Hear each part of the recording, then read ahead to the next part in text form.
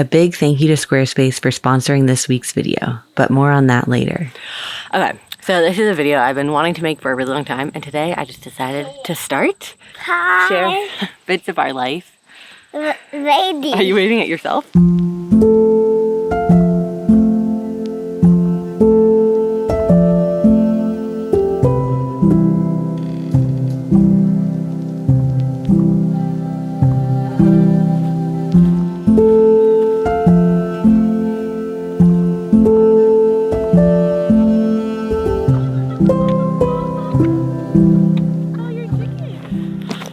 I tried to start this video yesterday, but there's too much going on, so I thought I'd just make it all today. And it's honestly a video that I've been wanting to make for a really long time. I feel like motherhood is such a fast and big experience, especially I feel like with young kids.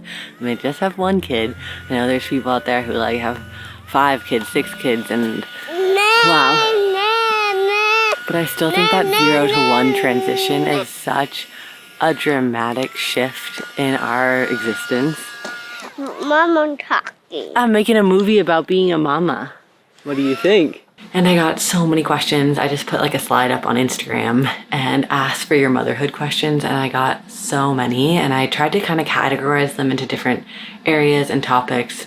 Also things that I had already been wanting to talk about with you. And I feel like the question that I got the most, which I was honestly kind of surprised about, is in the idea of like, how did you know you were ready? What were you doing to prepare for motherhood?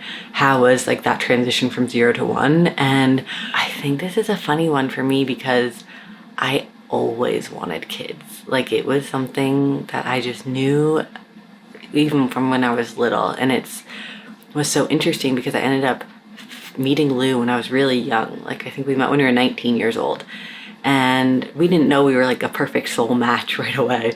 We met when we were studying abroad. You know, we were just college kids. We loved to party. We were living in completely opposite sides of the US at that time, so it was just a really fun experience getting to know him. And from the beginning, he was like not interested in having kids. And I wasn't thinking so seriously about this partnership, so I was like, yeah, whatever, it doesn't really matter. And then as life unfolded and Lou and I like kept growing and evolving and realizing that like we were proper soulmates. Like, I feel so lucky to have met Lou. We've done so many things together, and it was just so interesting to me because I really thought having kids was like my #1 purpose. Like, that's what I really wanted. People, you know, some people like know what they want to do with their career or different things like that. I never really had that much ambition. I know it's like bad to admit, but it's just the truth of it. I just never really cared that much. I never was somebody who was like, I know I'm going to be a doctor. I was just kind of floating through life, and I had always thought a family was going to be my thing. And then I fell in love with Lou, and then I like would have these moments, you know, I remember being like 21 and being like, he's my guy, but like he doesn't want to have kids. Like, should I break up so I can like find a different guy who does want to have a family? And then I'd be like, ugh, it's crazy to break up with somebody when you're 21. Like, I wasn't thinking I was gonna get married for a while. I don't know how to put it into words. I was just like, I just couldn't. I would have these moments. It was kind of like the only time Lou and I had like big tension in our relationship, where I'd be like, I really want to have kids, and he really didn't want to have kids. And then I was like, I don't want to have kids with somebody who doesn't want to have kids. And it was this loop. And I would just come back to the fact that I would be like, I still pick him. I guess I'll just reevaluate later. I was like, maybe like when I was 21, I was like, oh, I'll just think about this later. And I remember like, I think around 26, we were living in Berlin at the time, and I was, you know, we'd moved away to start this creative life. And I like had some real deep conversations when we first started meditating. I think just like real big conversations of like what I wanted out of life. I was having those with myself in my journal, and it was really hard, I'll be honest. Like, it was really, really hard because I so in my heart knew that Lou was my person, but the fact that he didn't want to have kids, it was just like heartbreaking to me, because I was like, this is something that I feel is so important to like my experience of life. And now that I've had a kid, I know that it's true. Like, I was like really meant to do this. But yeah, so then I kind of I let it go. I remember I properly let it go when we were about to start sailing. I don't know. You've been here for a long time. We've done a lot of things, but at one point in our journey, we were going to sail around the world. That was like Lou's big dream. And I was like, you know what? He's my guy. And I'm just going to let this go. And you know what? I just came to the conclusion that I was like, family can look so different. And yes, I had always thought that I was going to have biological children, but like maybe that's not what I'm here for. Maybe I'm supposed to do this big adventure with Lou, and then like later in my life, if I still feel like that space, like maybe I'm supposed to adopt, or maybe I'm supposed to be really involved in like friends' kids' lives. Or I was just like, I'm just going to put it out to the universe or whoever is out there to support me, to just allow it to happen the way it's supposed to happen. And I'm just going to like be in the moment and try to embrace the moment that I'm in without thinking about like the potential lost experience of like not having kids. It was really hard, but then I kind of just let it go. And then at the same time, this is a long story. Are you here for a chat? I feel like if you're here for this video, maybe like be painting on the side, or like cleaning your kitchen, or doing the dishes, or I don't know, folding laundry. Like this is gonna be a chatty video because there's no concise way to say these things. These are big stories of life. These are like moments that completely altered the path that I am on. And I feel like to rush it and try to answer these questions quickly, I would like be doing a disservice to the one or two people, whoever wants to like properly listen. So if you're here for the big explanation, this is gonna be kind of like a podcast video. But yeah, so then something radically changed. So then we were about to go on this big sailing adventure, and everyone that we had talked to who had crossed oceans was like, honestly, your brain is going to be like the part that's the hardest to deal with out in the middle of the ocean. Like your boat is strong. You have an old, strong boat. It's not going to be the boat probably that like cracks. It's probably going to be like you emotionally. And at that point, we'd been meditating for years.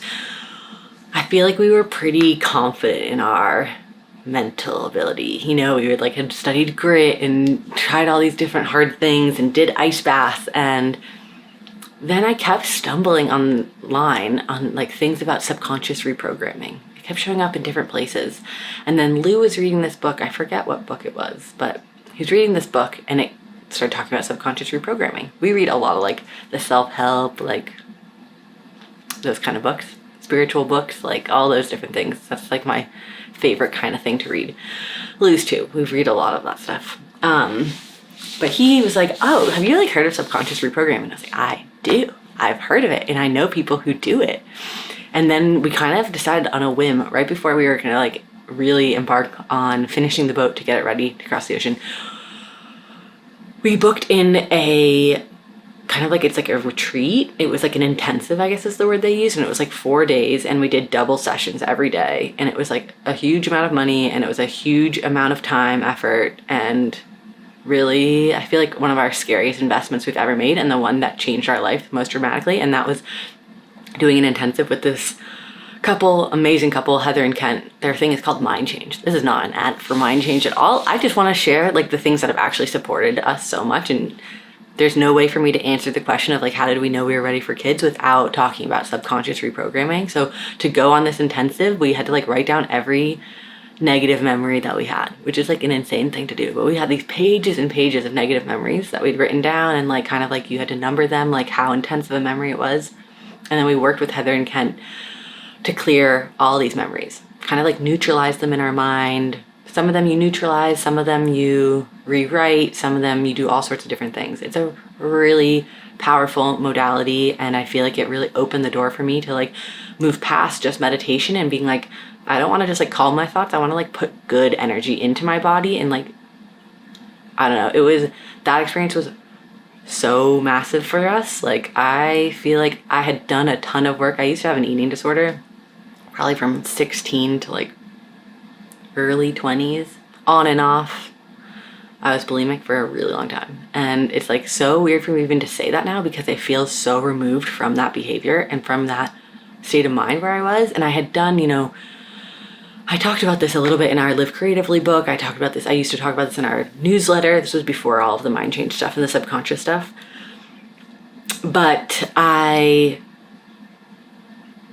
worked through that. I journaled about it. I changed my behaviors. I let go of a lot of restrictive patterns, but I felt like in the back of my mind, I still was like, I had to use some effort to like not do behaviors, and I had to do some effort to think kindly to my body. And I don't know, this mind change thing, I like completely like deleted eating disorder from my body. Like it's just absolutely gone. Like I don't know how to really put it into words other than to say that it's just gone and it's not part of me anymore. And it was the most freeing thing ever, because walking into that mind change experience, I would have said, I don't have an eating disorder, because I didn't have one. I didn't do any of the behaviors.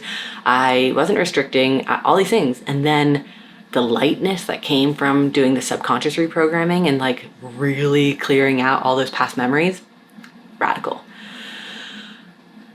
So then flash forward, we did the mind change, we did the subconscious reprogramming for so many of our childhood memories. We prepped our boat and we sailed to Bermuda. A few days into the sail, maybe 2 days into the sail, Lou was like being kind of weird, and I was like, what is going on with this guy? We're out here in the middle of the ocean, and I can just tell. I always joke with Lou that I have this thing called my antenna, and I can like feel if something's weird, just like something's off, and I'm like, my antenna is going up, and he's just like, oh, done. I don't want to talk about this right now. And I was like, okay. He's like, I'll talk to you about it when we get to Bermuda. I was like, we're literally like in the middle of the ocean. There's just the two of us, and he's got this like funny energy about him. And I'm like, what is going on? And then finally he caved and he was like, I think I'm ready to have kids. And I was like, what? We've literally been prepping for this journey. I finally like let go of us even having kids. I was just so confused on the timing. And he was like, yeah, I don't know how to explain it, but I feel like I'm like ready to have kids and like ready to have them now. And I was like, okay, I'm down. I literally like, yes, I wanted to sail. Like I was really excited about that adventure, but it was like, again, not that ambitious. I don't know how to say it without like sounding like I'm being mean to myself, but I'm like really not. Like I'm just like, I enjoy chilling. I enjoy being at home. I literally have always wanted to have babies. And the sailing was hard. It was like really intense. It was stressful. I had to do like so many things out of my comfort zone. And like, yes, it was a really beautiful experience, and I grew so much, and like Lou and I, our communication skill grew so much. But like when he was like, oh, I would like have kids now, I'm like, well, and then I was like in my head, I'm like, we did tell like all of the internet that we were gonna go do this adventure. Okay, let's just like get to Bermuda. Then the rest of the sail ended up being like really, really scary and super intense. That's a story for another time. But because of that, when we got to Bermuda, and Lou was like, we had always thought we were gonna end up sailing around the world and ending up in Hawaii. That was the plan. Sail around the world, end up in Hawaii, build out our life in Hawaii. And so Lou was like, we could just fly to Hawaii and then like start our family there. I was like, oh, wow, yes. So it all happened really rapidly. And that's kind of the story of how we ended up being ready to have kids, is that I was always ready. I really always wanted to do it. And I had this thing of like Lou not ever wanting kids. And then I had to really do some like processing. Once Lou decided he wanted to have kids, I feel like part of me was like, is this for real? Does he really want to do this? Or is like, I couldn't like wrap my head around it. And then finally, I feel like it honestly was probably a different mind change session. We started working with some of the other,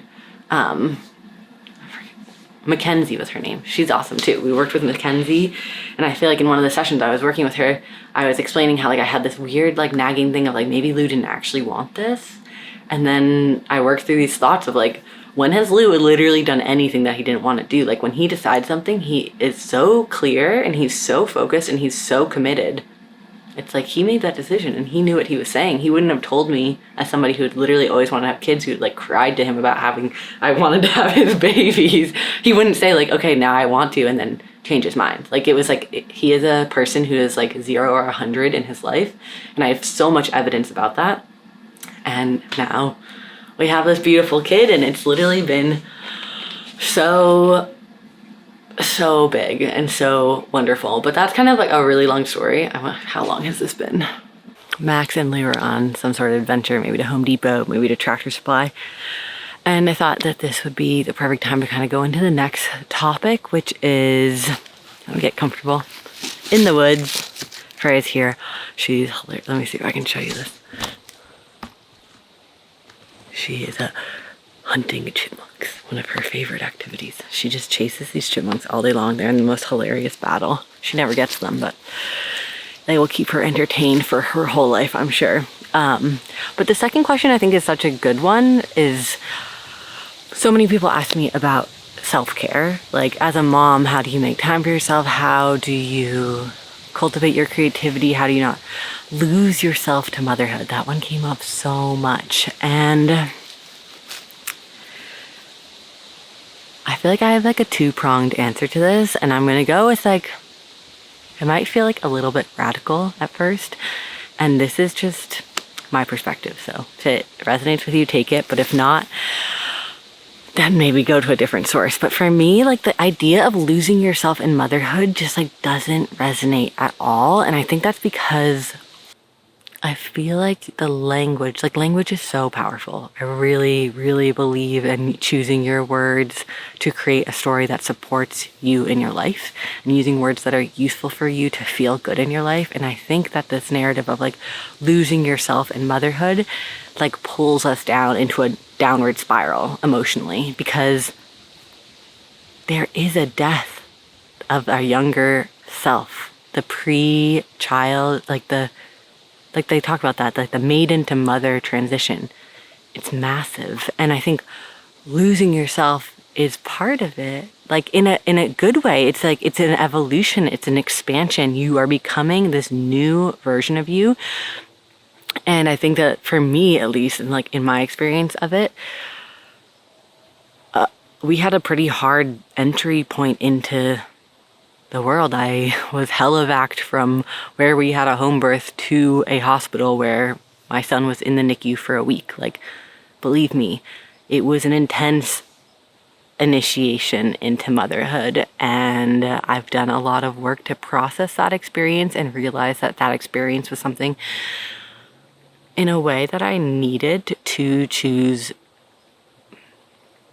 my life on my terms. Like, it was just so viscerally not what I wanted, and I think it like pushed me to look at life differently.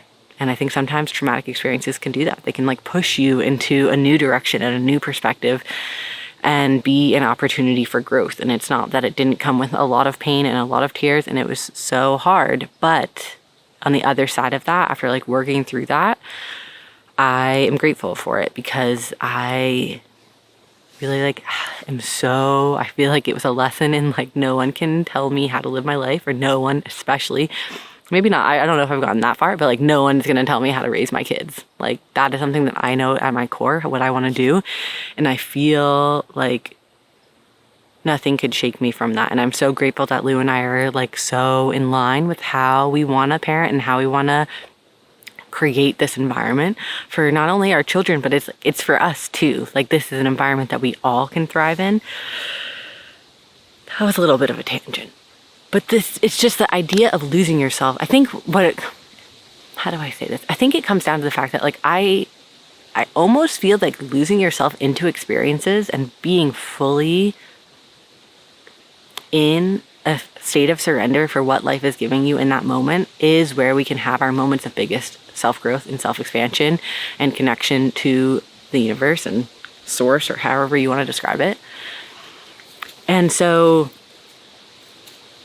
yeah, I'm not sure if it's because like we moved to Berlin when we were really young, and we then moved into a van, and then we moved to the boat, and then we moved to Hawaii. And I feel like I have maybe like lost myself or thrown myself into these intense experiences and come out the other side and gotten to know myself again. Like, I remember, I had such an intense heartbreak when I was in high school, like cried every day for a year. I can like look back on it now and like smile, but in the throes of it, it was so intense. And you come out of something like that and then you're like yourself again. Wow. It's so empowering. And I think it's like, that was a very harsh, sad version of it. But I think motherhood is such a gift version of it. It's like a process of every day being like, how present can you be in this moment? How can you see like the lightness of this? And I will get into the hard parts of mothering. There's definitely hard parts of mothering, especially those first, those first months where like this baby is so needing of you, and you are the only one who can provide the support that only a mother can provide. And that's a huge weight on your shoulders. But I think it's like, if you surrender into that, it's also this amazing exchange of energy, of like giving to a living thing that then gives back to you. And it's like, they call it like the mother baby dyad for a reason. You're like in this bubble of existence, and your energy is the baby's energy, and that baby is just a reflection of you, back and forth, and it's like a mirror to your soul. It's really profound, truly. And it's a big life experience. And so for me, I kind of am like, I am so happy to lose myself in these years of motherhood, because it's me finding a new version of myself. But that doesn't mean that I don't think self-care is important. I think it really is. And I think it's like, in moments like this where I'm just talking to you, hanging out, and Max and Lou are doing their own thing, it's really restorative to me. Or like his nap time is a sacred time. Lou knows like that time is my time to do what I need to take care of myself. And it's like, yes, we do have like micro dates in those nap times sometimes. But if like if I'm feeling low, like maybe I haven't had good sleep for a while, sometimes your kids go through phases that are just a little bit harder emotionally. Like they're growing and they need you to be that stable sense. Sometimes I need to take this nap to just fill my own cup. Whether that's doing yoga, whether that's doing the like emotion code, which is this like amazing modality that I found last February. And it's like changed my life. It's so cool. It's like a way to process trapped emotions in your body. And it's super easy. You can just like read this book and do it. It's free. And you can also do it on kids. So like I'm actually getting trained right now because I'm so fascinated by this energetic healing modality. I'm like doing the proper training now, but before that I was just doing it from the like reading the book and practicing on my own, and it's been so incredible. And sometimes like I'll take a nap to like do a session on myself, and I think it's like our children also like show us our own childhood in a way. And no matter how amazing or how like picturesque your childhood was, like there's always going to be tender moments, there's always going to be hard things that were difficult for you to process. And I found that like it's been really healing to get this time with Max to like relive childhood in a way and do it really slowly and really calmly and really in a place of deep connection. I think that's also why nursing, doing extended, it's called like extended nursing, but I'm like, it's completely biological for a 2-year-old child to still want to nurse. It might seem super weird in a Western society, but it's not at all, and people do it all over the world. And it's like, that was like, I got a lot of questions like, what has been extended nursing like? Or like, how has it been, your breastfeeding journey been, and all that. And it's like, that's been so special for Max and I, and such a profound way to create safety and secure attachment for him. And it's been beautiful for me too. I feel like it's like I have this like magic power to like support and soothe and take care of my child. It has been tricky because I feel like anybody who's like nursing a toddler understands the like sometimes the nursing marathon that happens, that still goes on sometimes when you have a toddler that nurses at night, and so like your sleep is just really interrupted. Obviously you can't take care of your child from an empty cup, but I do think that our children need time with us and connection, and they need support during the nighttime, even though that's difficult. And I think it can come in different ways, and every family finds their own balance of what works for them. For us, Lou is doing manual labor. He's doing, chainsawing. He's doing things that are dangerous. He needs to have his full focus on that. So that means that I was really in like mom mode, and we really pushed into traditional gendered roles. And that's worked really well for us. And I feel like as Max got older, maybe when he was like starting to be like 18 months, 2 years old, that's really when like Max started feeling comfortable being away from me. And that's a long time for a lot of people. I know people go back to work. I know people, you know, it's just different. Everybody's kid is different. And I think that's the thing too. It's like our gut, I find I just follow my gut. I follow my intuition, and we follow Max's cues of what he feels comfortable with. And I'm just like, for me, creating a place for him to grow into his independence, to choose independence when he feels ready, that's been like very special for our family. And I know that's not possible for everybody. So that's why I'm like, it's just I don't know. I just like, I don't want people to think that I like judge how you end up parenting. This is just what I ended up choosing for my family and what feels really good for us and what I see supporting my son. And it's just such a intimate, special, vulnerable thing, I think, to talk about parenting, and probably why I haven't talked about it very much, even though I think it's probably the thing that I have felt the most passion for in my whole life. Like, I love being a mom. I would have 1 million babies. Like, I feel like it's helped me grow so much, and it's so fun and so joyful. And I guess maybe it makes sense to like go from that, like what I look at motherhood on a whole, so incredible, so expansive, so profound, to support a child as they grow up. Also, so many of you asked about the hard stuff, the real stuff, the raw stuff, and it's like, that stuff is true too. Like, the duality of motherhood is really profound. Like, you can have a hard moment and then have your child like snuggle on top of your chest and fall asleep after feeling scared or something like that, and it kind of melts away. Like, our bodies have this natural mechanism. I feel like, honestly, that's part of the beauty of like extended breastfeeding. It's like I have this like natural way to get all the serotonin into my body, and this experience of like, it soothes not only him, but it soothes me. Freya, just leave the bug, it's fine, it's just a bug. So yeah, the hard stuff. I think sleep has been so hard for me and Max. We co-sleep, and I know that a lot of people are like, well, if you co-sleep, then you don't sleep, because your baby wakes up and they need you and they never learn to sleep on their own. And that just never felt right for me. I feel like I got one of those bassinets, and I feel like the first night at home, I put him in that, just in the bed, like a Moses basket in the bed with me. And then I was like waking up like so nervous. Like, I'm like, I need this, like my soul feels calmest when he is next to me. And I feel like that's just what makes sense. I know other people who are like, I couldn't have the baby in my bed. That made me so anxious. I needed to have them in a crib. So to each their own, I guess. But for me, it's so natural to have a baby right next to you, right when they're born, and to co-sleep from the beginning, and to still co-sleep, because he's still, in a way, he's still a baby. He's 2, but I feel like I've read a lot about how like infancy goes till 3.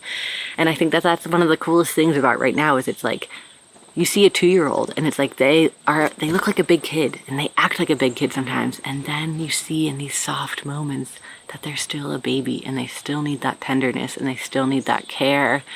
And it's this duality of a baby trying on being a big boy, and then being a big boy, and then reverting back to being a baby, and giving him that space to dance between these two realities as he grows and flourishes. So yeah, sleep has been really tricky. I have literally, for the last 2 years, probably woken up at least every 3 hours for the whole time. I've gotten a few 5-hour stretches of sleep here and there, but more nights than I would probably ever want to admit are like every hour. And that's tricky. And I've done a lot of different things trying to figure this out. And I think if I ever do figure it out with Max, I'll probably make a video talking about sleep. Right now, I'm just starting with like child acupuncture. I just had a meeting yesterday, like a virtual meeting. So it's like more like massaging different acupuncture points to support him. And then I'm going to start getting acupuncture. I found a place like 40 minutes from here, so it's a bit of a commitment. But she said, which I resonated so much, that you can treat the mother to treat the baby. And it's like, she called it like a chi bubble, like around the mother and the baby. They're so connected that like the mother's body is connected to the baby's body. So if you can regulate the mom, you can regulate the baby. And I feel like so many of us know that's true as a parent. Think about when you're like feeling anxious or you're feeling angry or something like that, your baby or kid just mirrors that energy right back into you, and it almost can elevate it if you don't like take that moment to be like, things are spiraling up when we could pull this down. Like, I have the ability to pull down these levers if I center myself. And so it just made total sense to me that she was like, I don't want to offend you, but sometimes it makes a lot of sense to treat the mom. And I was like, it's so funny that that could even be offensive, that people would be not open to the idea that they're so innately connected to their child that their energy affects them. And so for me, I'm really optimistic. I'm like, my energy levels could be depleted for so many different reasons, from like lack of sleep, from nursing, from the trauma from the birth, from potentially like my diet for so many years. I don't know, I've learned to like changing my diet has helped so much with my energy. Like, I feel like night and day, like I was just like turning into a shell of a person. And now, yes, I don't like it when I've woken up every 45 minutes, which sounds crazy if you haven't been in that shoes.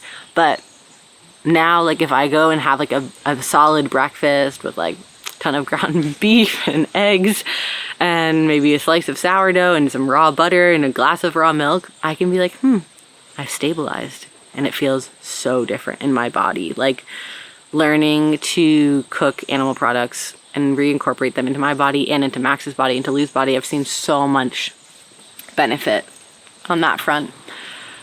It's been amazing. Other hard parts, honestly, sometimes it can feel isolating, like how different I like Max in my relationship is, it feels like, from a lot of people. Like, just like, you know, maybe like not having like we have great friends up here and it's been amazing, so I feel really lucky in that way. But like overall, like societally, like to not feel like you're doing stuff in such a different way can sometimes feel lonely. But then at the same time, I'm like, I do so many things different than mainstream. Like, everything in my life is different, that's something I've gotten used to. And I feel like I have such a big ally with Lou. I think mothering is just interesting because you do crave that deep female connection, and I'm grateful that I've found that up here. But I feel like there is space for me to pull in more of that in my life, and I would love to do that. So if you are a mom who feels like you're a radical unschooler, DM me on Instagram, because that's honestly been so supportive. Like, I feel like the other day I said online that I was like feeling exhausted, and if you had a bad night, like, reach out. And so I got in these beautiful conversations with other moms who were in a similar state of being, and that's just like really cool. I feel like the internet is so profound and special in that way, because when you live like a really alternative life, it can be like a little bit isolating. So like that definitely is a challenge at times, but for me, like, that's just like not my priority right now. Like, how do I say it? I don't know. That's just, I feel like, what are the other challenges of motherhood? I mean, like, the lack of personal time is like obviously a really, really big change. The 0 to 1 transition, I think, is just like, it's so crazy. You had your life and then now you have a dependent, and that is a completely different thing. And like, yes, a dog is a dependent, but it's a completely different kind. So yeah, just like surrendering to your role as like a person who cares for people, you know, that's a big thing. But other things, it's also, I mean, a really big shift in like your romantic relationship. People ask a lot about like my relationship with Lou, and I do think that like we are closer than we've ever been in our life. Like, on every single level, things are so much more profound and powerful and special, and I'm so grateful for that, because I feel like it could go either way. Like, parenthood is such an intense experience that I could see how it creates rifts. And I know that it's done that for so many people that I know. But for Lou and I, maybe because we had that intense boat crossing, maybe because we've already worked together so much and in such a, like, in, you know, living in the van. But for us, it's really like, it's pushed us to commit so much deeper to our love. And it might not look that way because I feel like we don't do date nights. We don't do weekend retreats. We really just show up and do what we've got to do on the land every day. But our connection is stronger, and our like commitment to each other. And I don't know if that's also like looking into like polarity and stuff like that. Like we've really pushed into the roles that serve us best, and like it's like a little like I feel like taboo to talk about this kind of thing because it's been so good for so many people to have a 50-50 relationship and do that with their childcare and do that with their work. And for us, I feel like we've done something very different, and it's made us way happier. So yeah, I would just say like understanding like feminine and masculine polarity energetically has been really helpful for us. And I feel like motherhood has made me feel more feminine. Like I was such a tomboy growing up. I feel like I was so disconnected from my feminine nature, and I felt, I wasn't a graceful person, and I felt like I grew up playing so many sports, so like it's like, but all those things can be both. Like you can be in overalls, like it's like you don't have to be in a flowy fancy dress to be in touch with your feminine energy. And then maybe that's like something that the internet makes you feel like it has to be like a certain way, but it's more like a being in touch with your surrender and your fluidity of the nature and of life, and being in the flow of things and not trying to control things, and to allow, like Lou is really good at making decisions and really good at charting like the path for our family. And I find myself so much calmer when that's not my responsibility. And I think that that's something that's, yeah, a big thing to share on the internet, that in the end, I really do feel happiest being in my bubble of just allowing myself to think about the things that I like to think about, like hanging with Max and what are we gonna eat for dinner, and playing with our chickens and tending to our garden and being in nature, like feeling the wind on my face right now. Feels really good. And then letting Lou kind of like deal with the big things of life and the stressful things of life. That's been like, I remember when we first started looking into this stuff, I kind of was like, are you sure you're like okay with this? Like, does this feel good for you? I feel like I'm like kind of pushing everything that used to stress me out onto you. And then weirdly, that made Lou want to do all those things even more. And he enjoyed that side of life so much more. And he took control of so many more aspects of our business, and so many things that used to stress both of us out, we're not stressing either of us out anymore. And so it's just been fascinating, and we had a really good relationship before, so it was almost like we could just like play with this as an interesting thing to play around with. Lou and I are always doing all sorts of new things, new modalities, new ways of thinking, exploring how could things be even better. I love looking at life like that. Could we make life better? Could we make it more enjoyable? Could we find space for more expansion? Freya, where are you going? We talk about that stuff all the time. Lou and I are like really spiritual people and really in this life to experience it to its fullest. And I always talk to Lou about how I didn't know what we were going to do, but I really wanted a big life. And now I get to just be like, I want a big life, and I don't need to know the details. And like, he can be in the weeds and figuring all that stuff out. And it's like, I don't need to plan this house build. He can just do that. And that's worked out really well for us. And I think it's like, even in our guided visualizations programs, like Unwind, it was so beautiful. It was like almost, it felt like a feminine energy to just be receptive and channel these creative visualizations, these stories that can create calmness and peace in our lives. And then Lou made all the sales pages, and Lou put all of the music in, and he fancied it all up, and he made it so nice, and I didn't have to worry about the details. I could just be in the creative process, and it's like, I just feel so supported and such luxury to get to be with a man like this. And yeah, it's really amazing. And I feel like it's so funny because people come up here, like maybe they're working on the land or like a survey guy or like something like that, and they look at like the containers, and so many different people, like strangers, have been like, what kind of wife do you have? You are lucky that she lives up here with you. Like, oh my goodness. And it's like, I think it's like really special because Lou and I both get to feel like so lucky and so in awe of the person that we get to live our life with. And that's like probably the greatest gift I have, is getting to create life with him and then get to watch kids come into the picture. And that was, maybe I should go to the next place to talk about future children. How does this work for a backdrop? I'm literally in our outdoor shower, and Lou and Max planted all these wildflowers. So we take our family showers. I don't know if you can, let's show you. I am here amongst the flowers, the wildflowers of our family shower, which has been honestly the highlight of the summer. This outdoor shower. Oh, I'm just so sad that it's gonna be over soon, but we take a family shower here every day, and as these flowers have blossomed, and it's just the nicest refresh at the end of the day. And it's like one of the biggest pros, I think, of the current life we're in. The containers can be hard. Honestly, raising a family off-grid with no dishwasher, no hot water in my kitchen, no bathroom, no indoor plumbing, no indoor bathtub.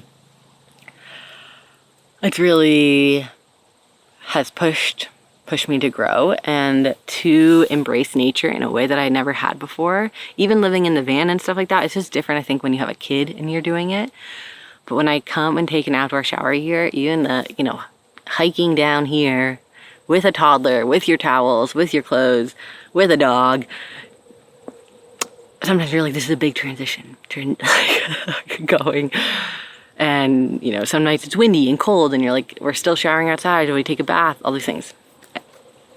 But when I do feel that hot water on my body out here, and I see Max playing with all his toys, and we're having this kind of download from the day and chatting and washing away the day outside, and realizing that if we had an outdoor shower and we had an indoor plumbing set up like in a normal house, there's no way that every single day we would shower out here. And yet it is the most rejuvenating and powerful experience to be that connected to nature.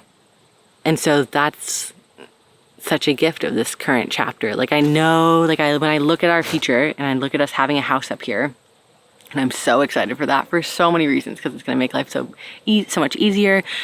And we need it. We need a proper house. We need a laundry machine. Those are just things that are going to be so great. And maybe we don't need it, but we do want it. And I think it's going to be such a way to elevate our life up here and make life feel feasible and long term, especially with winter. But I know that this is actually such a special chapter in our life. This is a time that we're going to look back on and be like, when we showered outside every day of the summer, when we watched the flowers and saw them change every day and got to watch the buds come up with, this was leveled grass. Lou put this in this summer. So it was this was completely flat, and then we got to watch all of this bloom and the garden and all these things. It's just been a really remarkable summer to be so connected to the land and be so tied to witnessing it all evolve in front of our eyes. And I guess, let me see, what other last questions? I feel like I've chatted for so long. Let me do a quick fire round on Max's education. Okay, everything EC. EC is elimination communication, and that was so amazing for us. Max was completely out of diapers by 18 months, but I could have done it earlier, honestly. He almost wasn't using a diaper at all, maybe just in the night. And then the elimination communication is this amazing thing that has been used for millennia, from before the, disposable diaper was here. We had cloth diapering, and before that, people would just be in touch with their baby, hear the baby's cues, and know that the baby had to go to the bathroom. So the babies are trying to talk to you, even when it feels like they don't know how to talk. So they would make different sounds, and you would get to know your baby's communication style, and then be like, oh, the baby needs to pee, or oh, the baby needs to go poop. And then you would just give them the opportunity to use the bathroom, holding them over a toilet or holding them over a baby potty or something like that. And I did that for Max maybe from like a week, 2 weeks old, I think is when I started it with him. And we did it the whole time. Maybe he went through a few phases where we weren't doing it so much. I was really lax about it. Like I always still use diapers, but it was definitely like always part of our day. There's some amazing resources, just like the EC books. I found really helpful. I think they have a podcast too, but if you like want, I can talk about that more, I guess, at some point, but really there's so much information about it online. It was really just an empowering experience for me because I feel like it prevented so much frustration for Max. Like Max really didn't ever like going to the bathroom in his diaper. So it's like he preferred this other opportunity, and I feel like it could have prevented him a lot of crying and frustration and things like that, like because he had this other option. And yeah, if anybody talks, like friends and stuff talk to me about like having a fussy baby or things like that, I always say like try EC, because who knows, like maybe that discomfort of like not wanting to go to the bathroom in the diaper is causing some of that early fussing. Like over time, I think kids just get used to using diapers, and then it can be tricky to get them out of diapers. But I think at the beginning, we're all mammals. Like a dog doesn't want to go to the bathroom in its den, you know. It's just like that. So they don't want to soil themselves. So it's another way to do that. And then languages. So Lou does speak Spanish and German. He's not teaching Max those right now. We just didn't really have the bandwidth to do it. And Lou also didn't grow up as a native speaker. Like both his parents are native speakers, but then he didn't he doesn't feel like a native speaker, even though he can speak them, if that makes sense. So it's something that we're just going to like see how we can incorporate later. I know it's probably not ideal, but it's just, we just don't have the bandwidth to prioritize it right now. Screen time, Max gets no screen time, other than FaceTime. I think he watched a little bit of Moana when we were on an airplane once. Overall, he gets 0 screen time, and that's like worked really well for us.